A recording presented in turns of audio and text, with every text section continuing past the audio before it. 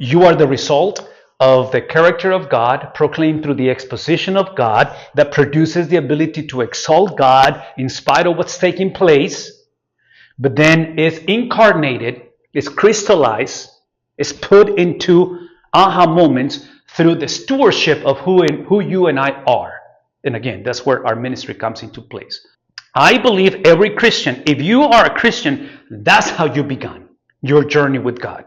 Something happens in the process. Blind spots, life, craziness, brokenness, you and I take place into the whole, that this process inverts and flips the other way around. And potentially, because I don't know, obviously, the details of what's taking place in your ministry and your environment, potentially that's when you begin with self. If you were to begin with self, eventually your worship, doxology is simply worship, you're going to start focusing on the environment of what is perceived through the senses. And the senses are always involved, but you do not allow the senses to dominate. I'm going to say it again. Your senses, in other words, you have to make sure that you know what you believe and why you believe it. And what you don't want to do is to believe in self. You want to believe in God. And I'm not against you, but all that I'm saying is that as important as faith is or belief, what is more important is the object of your faith or your belief. And the object is only revealed through the scriptures.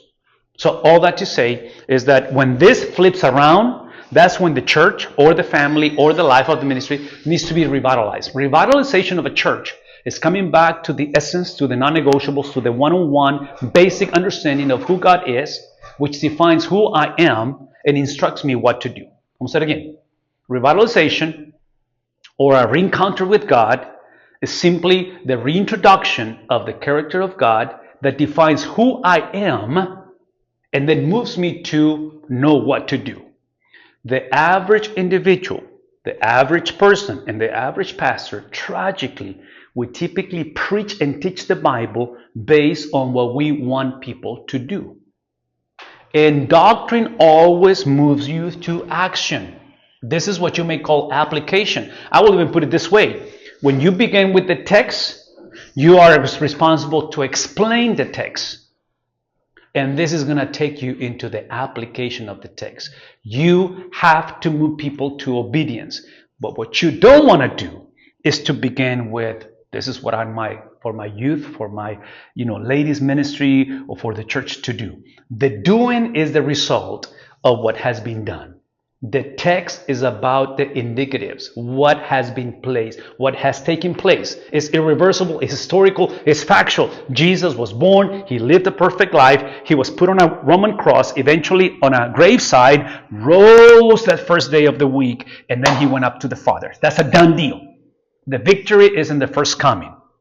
Well, that needs to be explained, and that's where your giftedness and your understanding and your theological training comes into place. Because as much as the Bible was written for us, it wasn't written to us.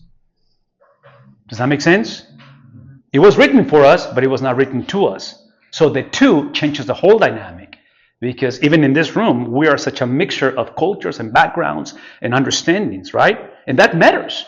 Because how we approach life, marriage, relationships, ministry, it does matter. But at the end of the day, our personal experiences and lenses and, whoever we are and where we have been, it matters, but it's not ultimate. None of us are inspired. It's only the original human author that was inspired. So the conversation begins through the lenses of what Paul, Luke, or whoever the author is, what he understood. Not what I understand. What you understand, we'll get to that place eventually. But you don't approach the Bible simply saying, what is God telling me? No, it's what God told him or whoever the author is. And when possible, if the recipients to whoever the author was writing to, if you can find out how they understood whatever is going on in the text, that's going to be very, very helpful. Unless you're able to understand that, I don't think you can say, thus says the Lord.